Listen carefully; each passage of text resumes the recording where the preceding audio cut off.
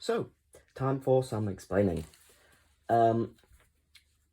This week's budget is spent a little interestingly. It's spent on 2 structure decks. However, oh, sorry, knocked the camera.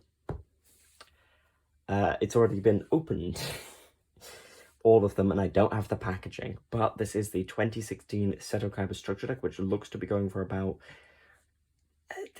around on the higher end of like structure decks ish. But I mean, if you really go digging, you can find some cheaper copies here and there. So this is the Seto Kaiba structure deck. Now, why are we getting this? For later on in the series, mainly because it's the deck that we're building towards. But also, the ABC stuff jams with the Crystal Beast stuff, which we already have. And it's very important for the finished variant, and I thought, why not get it early? So let's go over the structure deck's content. So, an A Assault Core, a B Buster Drake, and a C Crush Wyvern. All 3 of these are really good, really broken, especially important for ABC. Heavy mech support armor, it's okay. Might be a one-off. The classics, X-Head Cannon, White Dragon Head, Z Metal Tank, not very good, being honest. And heavy mech support platform. Not good either. Just doesn't really do anything. Anyway, Blue Eyes White Dragon. Cool classic card, not really very good. Kaiser Glider, Lord of D, some classic dragon support cards, I guess.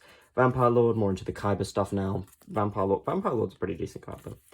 Enraged, Battleox, Desferal. I actually, from watching the show, I don't remember Kaiba using this card. I don't know when he might have used it. So, there's something, I guess. 2 Pet in the Dark Clown. It's an okay old card, but just it's a bit too old. Interplanetary Purpley Thorny Dragon, really long name. Blizzard Dragon, Keeper of the Shrine, Luster Dragon. Okay, there's our monster countdown. Pretty generic. Union Hanger, broken. We got 2 of the structure deck, I should probably note. I don't have the second one in hand. 2 Union Hangers, insane.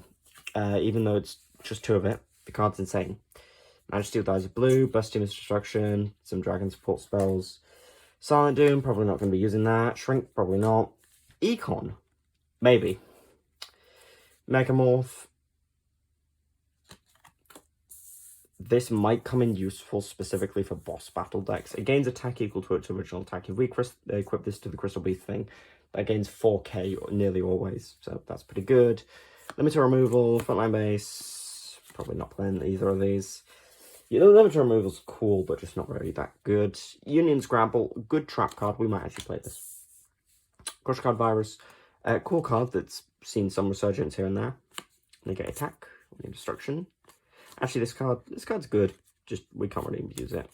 Destruction, interdimensional matter transporter, cloning, final attack orders, Call the Haunted. Good reborn card, but probably not gonna play it because it's a bit too slow.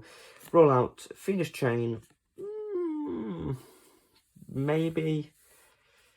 Okay, into the bosses.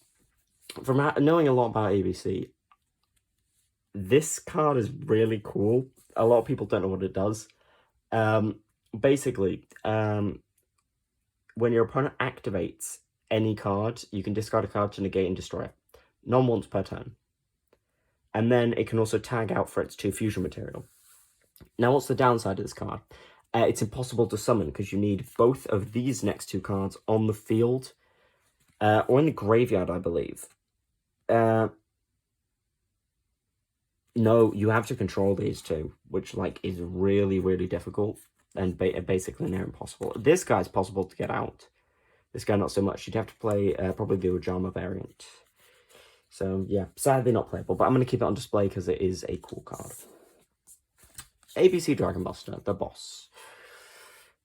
You take these 3 materials and you either banish them from field or grave to summon this thing from extra. You can discard a card to banish a card on field and it can tag out. Incredible boss monster, really amazing for the time, and I still, in my opinion, one of the best boss monsters ever printed because it's a pretty unique effect. Classics. XYZ Dragon Cannon. Fun fact, I've played a locals and I've summoned this card. Fun little gimmicky story. XY and ZX. ZXZ. Fun fact, the reason that YZ is not in here is because that out of these, the trio of these, is the worst one. This one has the effect to discard, target card on field, destroy. The other three are more inclusive. This one is face-up spell traps.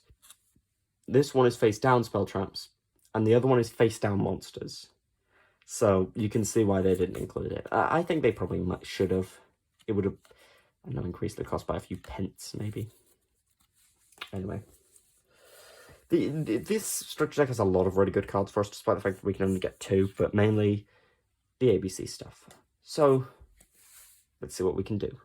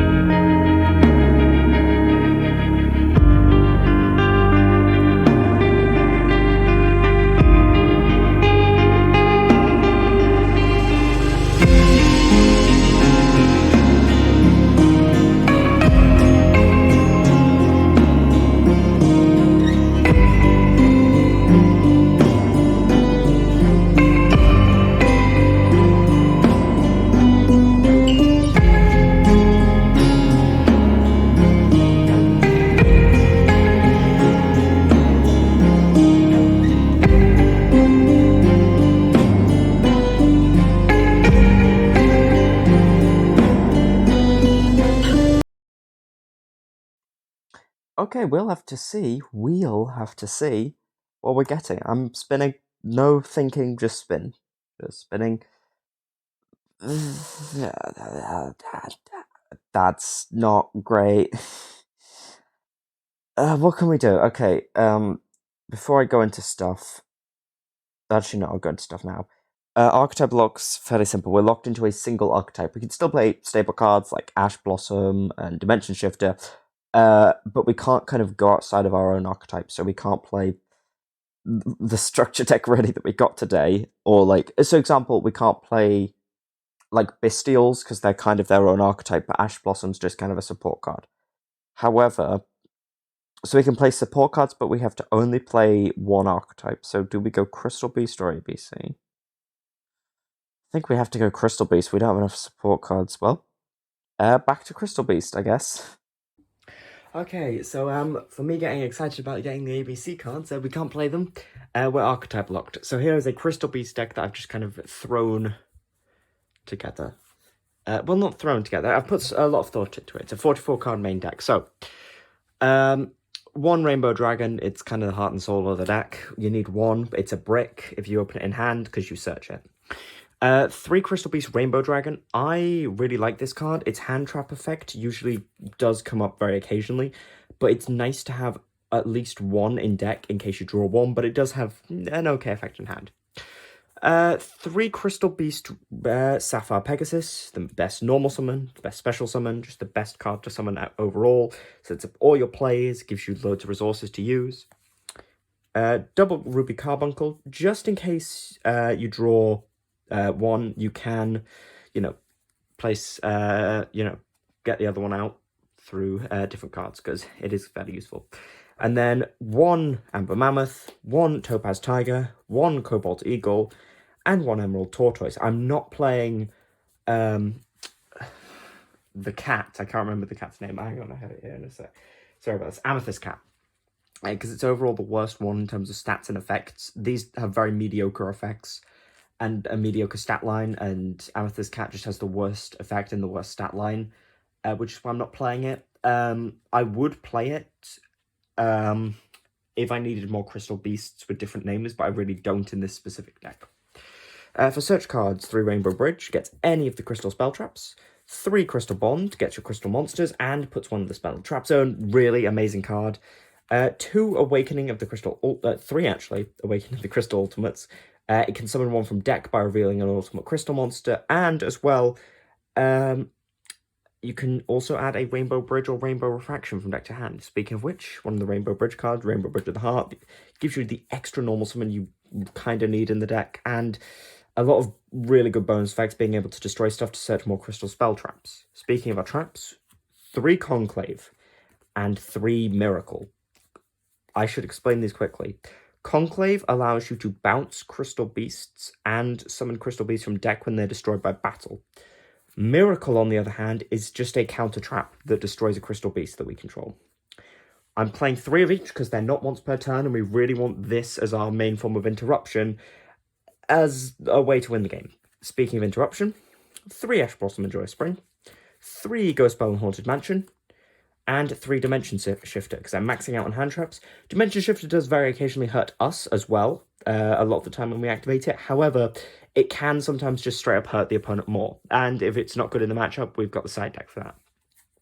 For one of good cards, I'm playing 1 Enemy Controller, as I feel like it's a pretty decent just 1 of spell cards, 1 Ice Dragon of the Prison, 1 Destructive Daruma Karma Cannon, this just is flip everything face down, and 1 Tighter Cider. This is a bit of a weird card. Basically, we target a face-up monster the opponent controls, so special summon the extra deck, change the stack to 0, negate its effects, and if your opponent special summons a monster from the extra deck while it's in the graveyard, you can set this card. Except the turn it was sent to the graveyard. It's kind of like a worse Lost Wind, but it's still decent and is constantly recurring itself. So that is the main deck. For the extra deck, very small. 3 Crystal, Ultimate Crystal Rainbow Dragon Overdrive. It's an 11,000 attacker. It really is our way to go to game, and it has an amazing effect to nuke the board.